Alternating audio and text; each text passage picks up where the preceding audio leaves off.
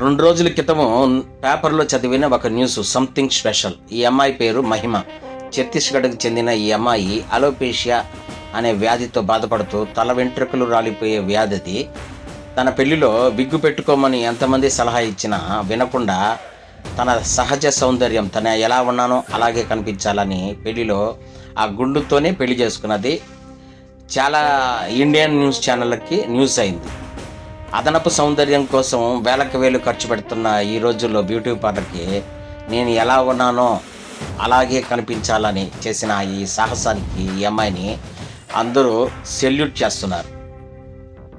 మీకు ఎలా అనిపించిందో కామెంట్ సెక్షన్లో తెలియజేయండి.